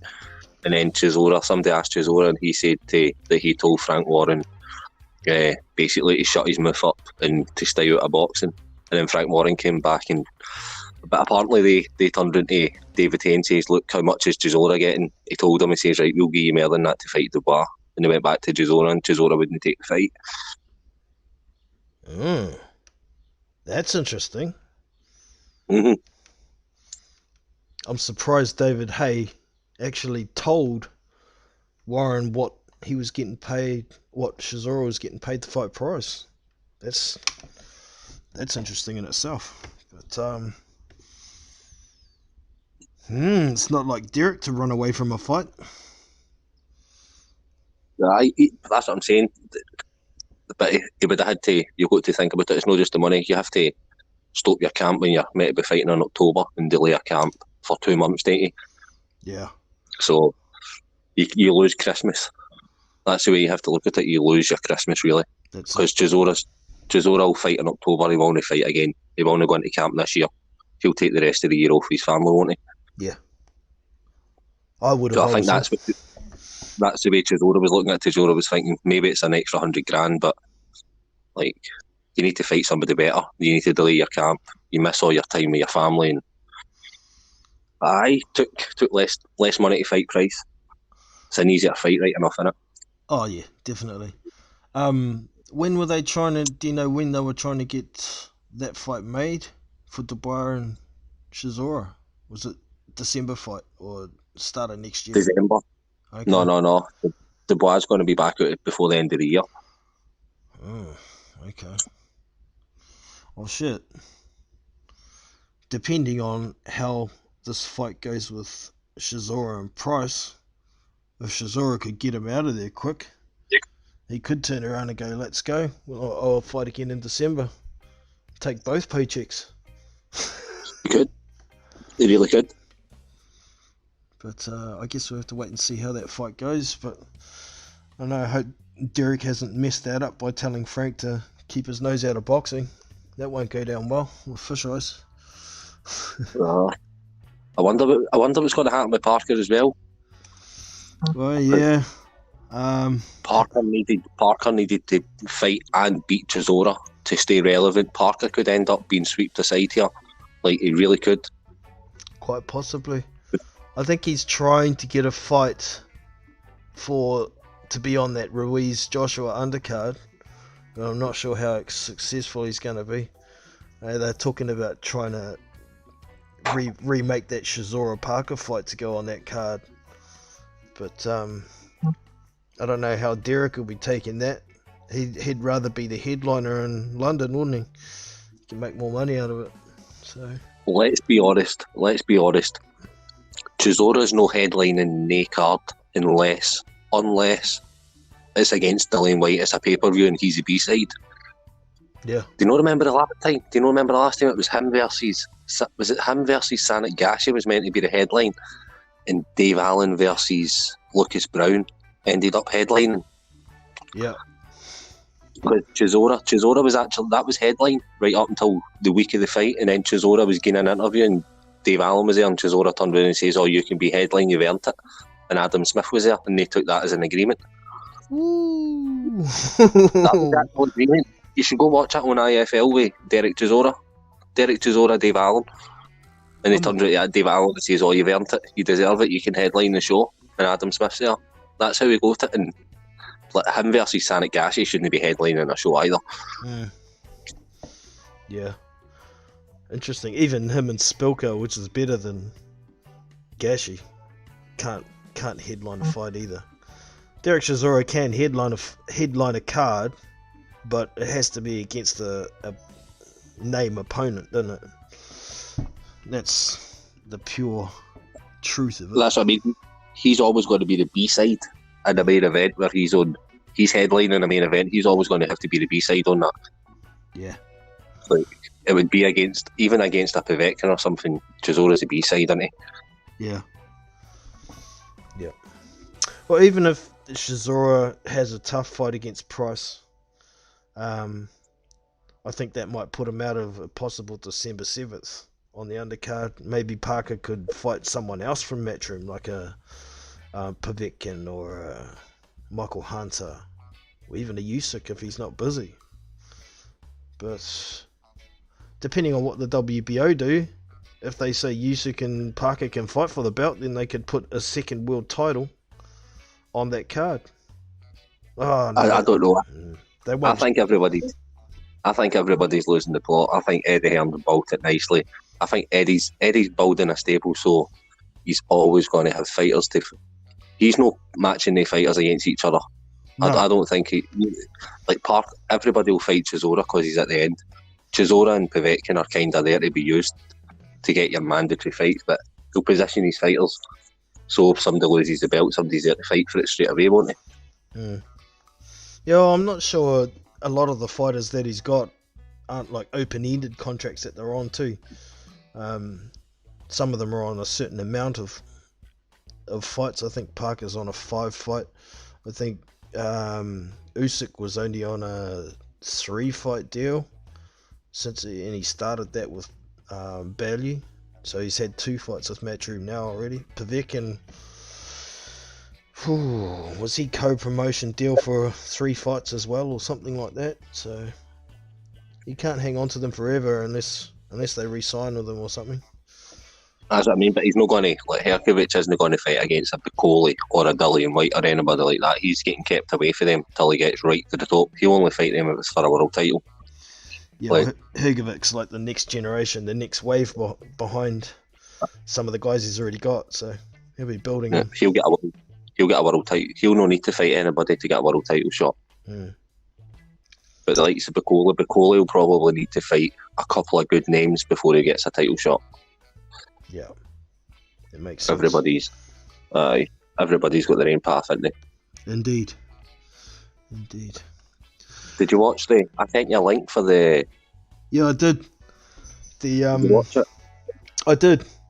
Was pretty much expected, but it was good. It was on YouTube. I was surprised. They show quite a lot of the German cards. Okay, just that same channel most of the time, is it? That same channel, yeah. Alright. Go with the promoter. See if you look on Box Rec and it doesn't tell you if it's on TV, you can find out who the promoter is, and then you can just Google the promoter, and the promoter usually has like whether it's a YouTube channel or sometimes it's just a web page. You can usually go into some web page in Germany and watch the fights and stuff. Without a VPN even? You don't need a VPN or anything. Cool. No, it's just click and play. You don't need to go through anything. It's just go into the website, box and click it. Poland and Germany, that's really good for that. Yeah. They don't geographically block their stuff, which is good. So paying attention, people in the chat, obscure fights that you don't hear about, most of them you can actually find them for viewing. So, and most fights are recorded. Most people, when you become a professional boxer, they record the fights anyway, whether it's just like streamed online or for the camps as well. The camps like to watch the fights back, so there's always somebody recording it. Yeah, indeed.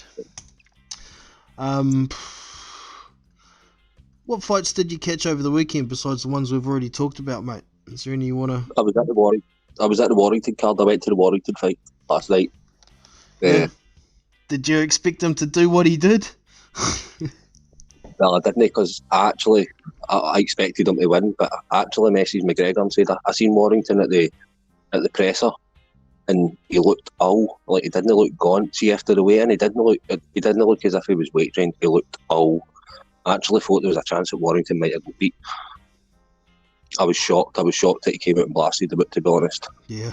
He looked ill. Warrington looked ill to me yesterday. But there you go. But there again, Galahad's just looks like he's going to be made to fight him again straight away. Okay. Mandated So for British title. for the Commonwealth.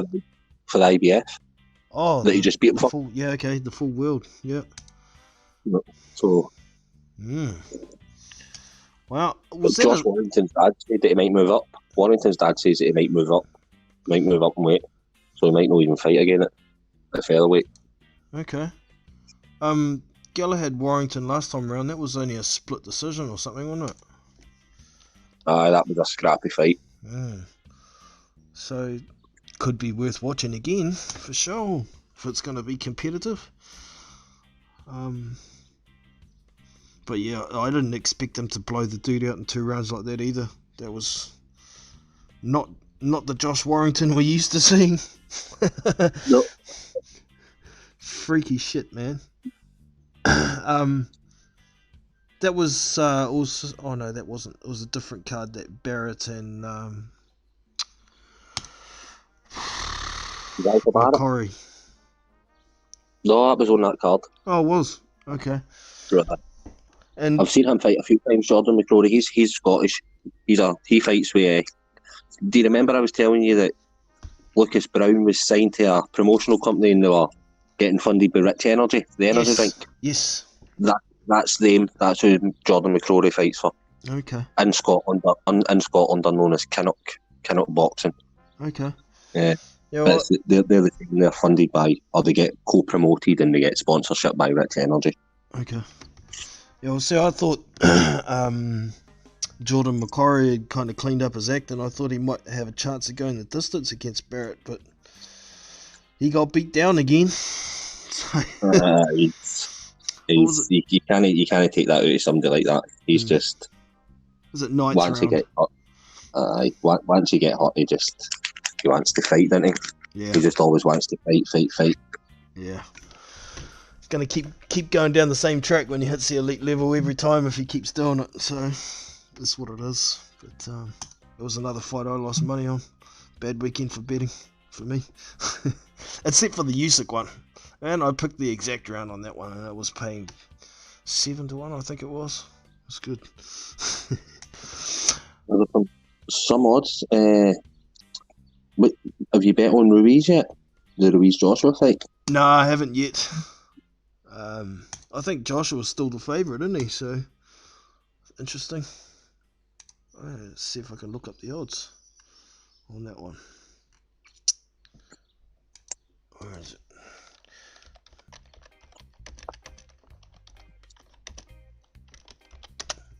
Joshua v. Ruiz. TAB. What are our odds? Yeah, didn't come up there.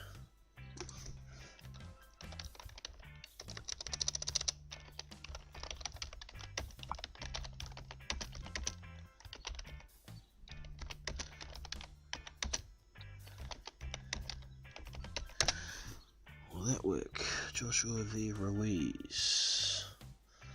TAB odds.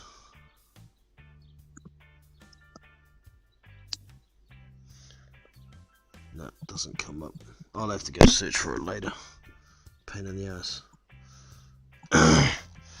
But what are your thoughts on that fight anyway? You got a favourite? You think Joshua can pull it off? I think Joshua's going to beat him, but it's going to be a good fight. I don't think I'm going to bet Joshua to beat him inside 6 just because of the value in the bet. To be honest, the value is in Joshua to knock him out early, but What's it I don't know. What's your odds? 17-2. Okay. So 17-2. That's about. What's that? $7.50 per dollar. So that's not bad. But you need to bet. On the betting exchanges, you need to bet a minimum on that. So I needed to bet 1,200 UK pounds to get that odds. Okay. Well, shit.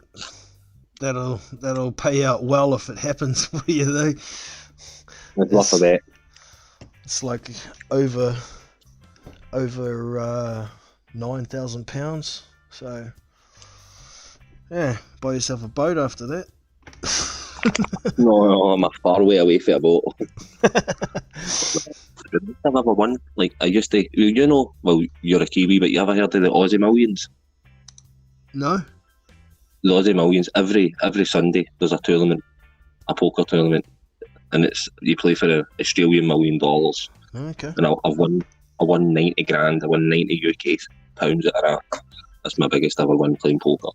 Nice one. Nice. The Aussie Millions. I don't play that all the time. But it's like $250 to buy in. Yeah. I play every expensive. now and then on that Poker Stars platform. Don't have to go anywhere. See, whoever, doesn't even matter. See, if Ruiz loses that, he's always going to have a rematch with AJ somewhere down the line. It's an option, If isn't it? AJ, Yeah. if AJ beats him, he can always turn around and say, look, it's one each. Yeah. So, And being PVC, even if he loses, he could still get a legit Wilder fight anyway.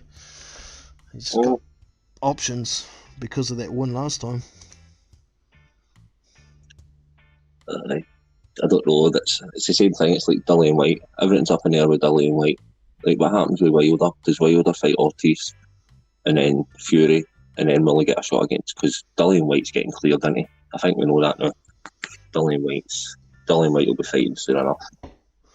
Yeah, well, he's going to be cleared with UCAD at least, but I don't know what the dealio is with the WBC. So, I don't know. He's obviously got some kind of inside information for him to be announcing that he's going to be fighting again in December. I think he's going to be cleared, isn't he? So he's going to demand that type. As soon as he comes back and he's in the clear, he's going to be making a lot more noise now that he's actually got that interim belt. Yeah. Yep. Certainly an interesting situation. Anyway, I'm looking forward to finding out what exactly went wrong or what was going on with the adverse findings that they found, because we don't have any of that information. What about Tyrone Spong?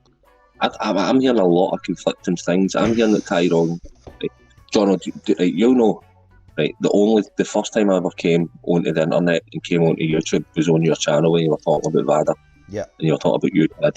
Yeah. And it's still the same. Like, see when Dillian White got busted, Dillian White could have. You can always ask for your B sample to be opened straight away. You can request your B sample to be opened and tested immediately. Yeah. And you can also what you can do is you can appeal the A sample. So when you appeal the A sample, the B sample doesn't get took into question because you're appealing an A sample. So the B sample, see if they find Dillian White's A sample dirty and find them guilty, the B sample might not even get opened, even if they open that. So there's loads of different ways it can go. But Tyrone Spong, it turns out that he's had his B sample tested and it was clean. From what I read, it wasn't the B sample that got tested. So there's an article on Boxing Scene that I just read this morning.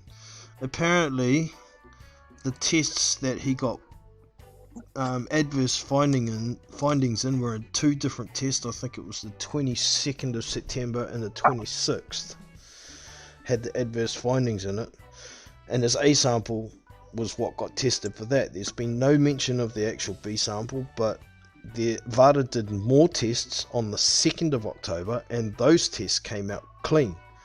Now, the Illinois State Athletic Commission also did a test of their own with a non-sanctioned VADA testing company on the 16th of September, which was prior to the adverse finding tests, and that one was clean as well. So that's the one.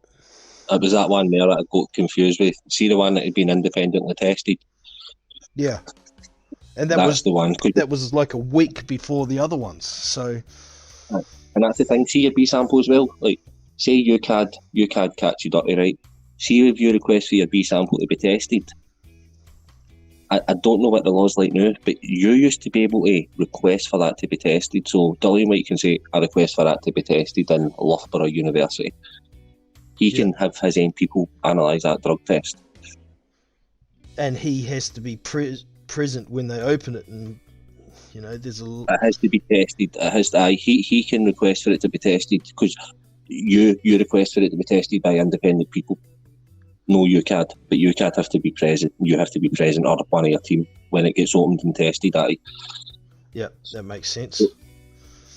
That's why I don't get this team. People are saying, "Oh, it could take weeks for a Disney," because when you request for a B sample to be opened, it gets opened and tested immediately. They don't open the test and then say, "Right, we're going to send this away now." No, They have to open the test. They have to open it and test it immediately. It can't be sat.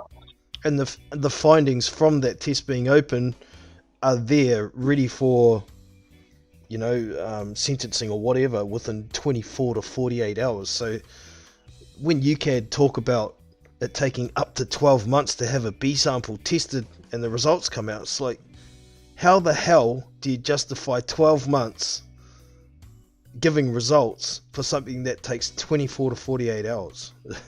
No, it's right. When see if you appeal the A sample. If you appeal it, Right, then it can take up to 12 months. I can understand that. That's what they say. So, see when you appeal the A sample, UCAD would decide to delay and wait. You're free to box, but you have 6 months to provide us with evidence to why that substance is in your system. And then he presents his evidence, and then they have another meeting, and then they can give him another 6 months to get more evidence, and then he presents it again. So while he's presenting evidence, he's still free to box and still clear. That B sample's irrelevant.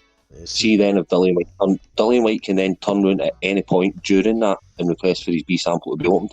Dillian White can turn around tomorrow and say, "I want my B sample opened," and they open his B sample. Yeah, that's how it works. I don't like how you could potentially be guilty while you're under appeal and you're still allowed to fight. That's fucked. For me, if you've got an adverse finding and you appeal it, if it's going to take up to 12 months, you shouldn't be allowed to box in that time because you're potentially guilty still. Could be putting people's lives at risk. It doesn't make sense for me. It's totally different to how it works in America. If you've got an adverse finding, you're not allowed to box until you've been proven innocent. I can understand the old saying is innocent until proven guilty, but you're also potentially guilty if you're under appeal as well. I get it, and see in Britain, if you get done for a crime in Britain, it can take you 12 months to go to court. I get that because there's a lot of criminals and there's not a lot of courts, but surely there's not that many drug cheats in UCAD. Surely when you catch a cheat, you should be able to, the next day, be able to have a meeting. You don't need, if they were able to get Dillian White, catch him and be able to hold a hearing and a panel within a week, then they're well and truly able to speed things up when they need to. Yeah, I agree. I mean, UCAD don't only cover boxing, they cover all sport. Yeah. But like you say, I don't think there's that many cheats within sport in general to clog up the system that long that it takes more than a year to get these sorts of things sorted out. So it's pitiful for me. But we have to put up with it. It is what it is. Alright, man, we've been on for quite some time now, approximately ages. So, there's the clock up there, 1 hour, 54 minutes and 15 seconds. So, I'm going to bring it into the show. Is there any final words before we go there, Double A? No. Alright, man, thank you very much for coming on. It's been a pleasure as usual. A big thank you to Unrivaled Boxing Talk and News as well for popping in. And everybody in the chat, it's been great having you in.